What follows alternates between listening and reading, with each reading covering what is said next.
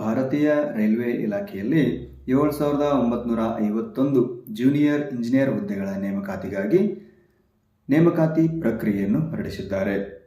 ಮಾಹಿತಿಯನ್ನು ತಿಳಿಸಿಕೊಡುವುದಕ್ಕಾಗಿ ನಾನು ರೆಡಿ, ತಿಳಿದುಕೊಳ್ಳುವುದಕ್ಕಾಗಿ ನೀವು ರೆಡಿನಾ? ನಮಸ್ಕಾರ ಸ್ನೇಹಿತರೆ, ಜಾಬ್ ನ್ಯೂಸ್ ಇನ್ ಫಿಂಗರ್ ಯೂಟ್ಯೂಬ್ ಚಾನಲ್ಗೆ ಸ್ವಾಗತ. ನಾನು ನಿಮ್ಮೆಲ್ಲರ ಸ್ನೇಹಿತ ಗುರುನಾಥ್. ಸ್ನೇಹಿತರೆ, ಭಾರತೀಯ ರೈಲ್ವೆ ಇಲಾಖೆಯು 7,951 ಜೂನಿಯರ್ ಇಂಜಿನಿಯರ್ ಹುದ್ದೆಗಳ ಭರ್ತಿಗಾಗಿ ಅಧಿಸೂಚನೆಯನ್ನು ಹೊರಡಿಸಿದೆ. ಈ ಹುದ್ದೆಗೆ ಅರ್ಜಿ ಸಲ್ಲಿಸಲು ಇರಬೇಕಾಗಿರುವಂತಹ ವಿದ್ಯಾರ್ಹತೆ, ವಯೋಮಿತಿ, ನೇಮಕಾತಿ ವಿಧಾನ ಹೇಗಿದೆ, ಪರೀಕ್ಷಾ ಶುಲ್ಕ ಎಷ್ಟಿದೆ ಅನ್ನೋದರ ಬಗ್ಗೆ ಸಂಕ್ಷಿಪ್ತವಾಗಿರುವಂತಹ ಮಾಹಿತಿಯನ್ನು ತಿಳಿದುಕೊಳ್ಳೋಣ. ಅದಕ್ಕೂ ಮುಂಚೆ ಇನ್ನೂ ಯಾರು ನಮ್ಮ ಚಾನಲನ್ನು ಸಬ್ಸ್ಕ್ರೈಬ್ ಮಾಡದೆ ನೋಡುತ್ತಿದ್ದೀರಾ, ದಯವಿಟ್ಟು ಈಗಲೇ ಸಬ್ಸ್ಕ್ರೈಬ್ ಮಾಡಿ. ಹೊಸ ವಿಡಿಯೋಗಳ ನೋಟಿಫಿಕೇಷನ್ಗಾಗಿ ಬೆಲ್ ಐಕಾನನ್ನು ಪ್ರೆಸ್ ಮಾಡಿ. ಸ್ನೇಹಿತರೆ, ಭಾರತೀಯ ರೈಲ್ವೆ ಇಲಾಖೆಯು ಜೂನಿಯರ್ ಇಂಜಿನಿಯರ್ 2024ರ ನೇಮಕಾತಿ ಅಧಿಸೂಚನೆಯನ್ನು ಪ್ರಕಟಿಸಿದೆ. ಈ ಹುದ್ದೆಗಳಿಗೆ ಅರ್ಜಿ ಸಲ್ಲಿಸುವಂತಹ ಪ್ರಕ್ರಿಯೆ ಈಗಾಗಲೇ ಪ್ರಾರಂಭವಾಗಿದ್ದು, ಈ ಹುದ್ದೆಗಳಿಗೆ ಅರ್ಜಿ ಸಲ್ಲಿಸಲು ಇರುವಂತಹ ಕನಿಷ್ಠ ವಿದ್ಯಾರ್ಹತೆ ಏನು ಅಂತಂದರೆ, ಇಂಜಿನಿಯರಿಂಗ್ ಅಥವಾ ಡಿಪ್ಲೊಮಾ ಕೋರ್ಸನ್ನು ಪೂರೈಸಿದಂತಹ ಅಭ್ಯರ್ಥಿಗಳು ಈ ಹುದ್ದೆಗಳಿಗೆ ಅರ್ಜಿಯನ್ನು ಸಲ್ಲಿಸಬಹುದು. ಇಂಜಿನಿಯರಿಂಗ್ ಮತ್ತು ಡಿಪ್ಲೊಮಾ. ಹಾಗಿದ್ರೆ ವಯೋಮಿತಿ ಎಷ್ಟಿದೆ ಅಂತ ನೋಡೋದಾದರೆ, ಕನಿಷ್ಠ ವಯೋಮಿತಿ 18 ವರ್ಷಗಳಿದ್ದು, ಗರಿಷ್ಠ ವಯೋಮಿತಿ ಸಾಮಾನ್ಯ ವರ್ಗದ ಅಭ್ಯರ್ಥಿಗಳಿಗೆ 36 ವರ್ಷಗಳು.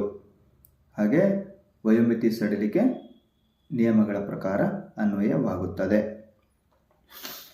ಬಾರ್ನ್ ಬಿಟ್ವೀನ್ ಎಷ್ಟರಿಂದ ಎಷ್ಟರೊಳಗೆ ಜನಿಸಿರಬೇಕು ಅನ್ನೋದನ್ನು ನೋಡೋದಾದರೆ, 2/1/1989ರಿಂದ 1/1/2007ರ ಒಳಗೆ ಜನಿಸಿರುವಂತಹ ಅಭ್ಯರ್ಥಿಗಳು ಈ ಹುದ್ದೆಗಳಿಗೆ ಅರ್ಜಿಯನ್ನು ಸಲ್ಲಿಸಬಹುದು. ಇನ್ನು ಪರೀಕ್ಷಾ ಶುಲ್ಕ ಎಷ್ಟಿದೆ ಅಂತಂದರೆ, OBC ಮತ್ತು ಸಾಮಾನ್ಯ ವರ್ಗದ ಅಭ್ಯರ್ಥಿಗಳಿಗೆ 500 ರೂಪಾಯಿಗಳ ಪರೀಕ್ಷಾ ಶುಲ್ಕವಿದ್ದು, SC, ST, X servicemen, female ಮತ್ತು EBC ಅಂದರೆ ಎಕನಾಮಿಕಲಿ ಬ್ಯಾಕ್ವರ್ಡ್ ಕ್ಲಾಸ್ ಅಂತ ಅರ್ಥ. ಈ ವರ್ಗದವರಿಗೆ 250 ರೂಪಾಯಿಗಳ ಪರೀಕ್ಷಾ ಶುಲ್ಕವಿದೆ. ಇನ್ನು ನೇಮಕಾತಿ ವಿಧಾನ ಹೇಗಿದೆ ಅಂತಂದರೆ, 2 ಸುತ್ತಿನ ಪರೀಕ್ಷೆಗಳಿರುತ್ತೆ. CBT 1 ಮತ್ತು CBT 2 ಪರೀಕ್ಷೆ ಇರುತ್ತೆ. ನಂತರ ಡಾಕ್ಯುಮೆಂಟ್ ವೆರಿಫಿಕೇಷನ್, ಕೊನೆಯದಾಗಿ ಮೆಡಿಕಲ್ ಎಕ್ಸಾಮಿನೇಷನ್. ಈ ಹಂತಗಳಲ್ಲಿ ನೇಮಕಾತಿ ಪ್ರಕ್ರಿಯೆ ನಡೆಯುತ್ತೆ. ಹಾಗಿದ್ರೆ CBT 1ನಲ್ಲಿ ಎಷ್ಟು ಅಂಕಗಳಿಗೆ ಪರೀಕ್ಷೆ ನಡೆಯುತ್ತೆ, ಯಾವ್ಯಾವ ವಿಷಯಗಳ ಬಗ್ಗೆ ಪ್ರಶ್ನೆಗಳು ಇರುತ್ತವೆ ಅಂತ ನೋಡೋದಾದರೆ, ಮ್ಯಾಥಮೆಟಿಕ್ಸ್ 30 ಅಂಕಗಳಿಗೆ, ಜನರಲ್ ಇಂಟೆಲಿಜೆನ್ಸ್ ಮತ್ತು ರೀಸನಿಂಗ್ 25 ಅಂಕಗಳಿಗೆ, ಜನರಲ್ ಅವೇರ್ನೆಸ್ 15 ಅಂಕಗಳಿಗೆ, ಜನರಲ್ ಸೈನ್ಸ್ ವಿಷಯದ ಬಗ್ಗೆ 30 ಅಂಕಗಳಿಗೆ ಪ್ರಶ್ನೆಗಳು ಇರುತ್ತವೆ. ಒಟ್ಟು 100 ಅಂಕಗಳ ಪರೀಕ್ಷೆ CBT 1ನಲ್ಲಿ ನಡೆಯುತ್ತೆ. ಹಾಗೆ CBT 1ನಲ್ಲಿ ತೆಗೆದುಕೊಂಡ ಅಂಕಗಳ ಆಧಾರದ ಮೇಲೆ ಶಾರ್ಟ್ ಲಿಸ್ಟನ್ನು ರೆಡಿ ಮಾಡಿ 2ನೇ ಹಂತದ ಪರೀಕ್ಷೆ CBT 2ಗೆ ಕರೆಯಲಾಗುತ್ತದೆ. CBT 2ನಲ್ಲಿ ಒಟ್ಟು 150 ಅಂಕಗಳಿಗೆ ಪರೀಕ್ಷೆ ನಡೆಯುತ್ತದೆ.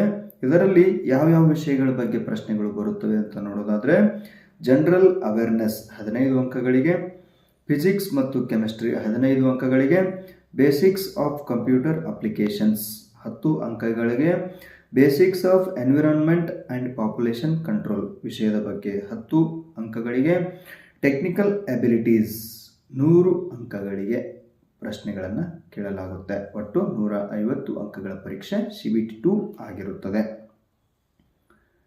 ಹಾಗಿದ್ರೆ ಈ ಹುದ್ದೆಗಳಿಗೆ ಅರ್ಜಿಯನ್ನು ಸಲ್ಲಿಸುವುದಕ್ಕಾಗಿ ಬೇಕಾಗಿರುವಂತಹ ಅವಶ್ಯಕ ದಾಖಲಾತಿಗಳು ಏನೆಂಪ ಅನ್ನೋದನ್ನು ನೋಡೋದಾದರೆ, SSLC ಅಂಕಪಟ್ಟಿ, PUC ಅಂಕಪಟ್ಟಿ, ಡಿಪ್ಲೊಮಾ ವಿದ್ಯಾರ್ಹತೆಯ ಮೇಲೆ ಅರ್ಜಿ ಸಲ್ಲಿಸುವಂಥವರು ಡಿಪ್ಲೊಮಾ ಅಂಕಪಟ್ಟಿ, ಡಿಗ್ರಿ ಅಂದರೆ ಇಂಜಿನಿಯರಿಂಗ್ ವಿದ್ಯಾರ್ಹತೆ ಮೇಲೆ ಅರ್ಜಿ ಸಲ್ಲಿಸುವಂಥವರು ಇಂಜಿನಿಯರಿಂಗ್ ಅಂಕಪಟ್ಟಿಗಳು, ಆಧಾರ್ ಕಾರ್ಡ್, ಜಾತಿ ಪ್ರಮಾಣ ಪತ್ರ, bank passbook, white background photo ಮತ್ತು ಸಹಿ.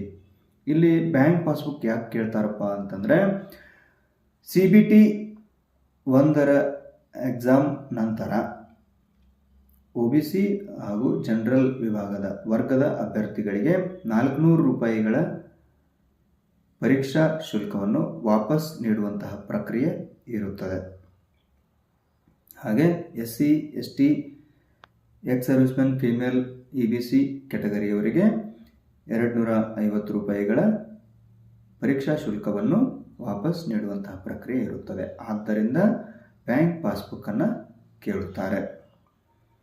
ಸ್ನೇಹಿತರೆ, ಹಾಗಿದ್ದರೆ ಈ ಹುದ್ದೆಗಳಿಗೆ ಅರ್ಜಿ ಸಲ್ಲಿಸಲು ಇರುವಂತಹ ಕೊನೆಯ ದಿನಾಂಕ, ಪ್ರಾರಂಭ ದಿನಾಂಕ ಮತ್ತು ಕೊನೆಯ ದಿನಾಂಕ ಏನು ಅಂತಂದರೆ 29/7/2024ರಿಂದ ಅರ್ಜಿ ಸಲ್ಲಿಸುವಂತಹ ಪ್ರಕ್ರಿಯೆ ಪ್ರಾರಂಭವಾಗಿ 30/8/2024ರಂದು ಅರ್ಜಿ ಸಲ್ಲಿಸುವಂತಹ ಪ್ರಕ್ರಿಯೆ ಕೊನೆಗೊಳ್ಳುತ್ತದೆ.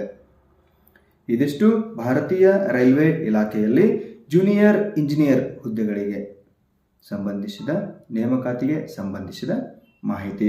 ಸ್ನೇಹಿತರೆ, ಈ ನನ್ನ ಪ್ರಯತ್ನ ನಿಮಗೆ ಇಷ್ಟವಾಗಿದ್ದಲ್ಲಿ ವಿಡಿಯೋ ಲೈಕ್ ಮಾಡಿ, ಸ್ನೇಹಿತರೊಂದಿಗೆ ವಿಡಿಯೋ ಹಂಚಿಕೊಳ್ಳುವ ಮೂಲಕ ನನಗೆ ಇನ್ನಷ್ಟು ವಿಡಿಯೋಗಳನ್ನು ಮಾಡಲು ಪ್ರೋತ್ಸಾಹಿಸಿ. ಧನ್ಯವಾದಗಳು.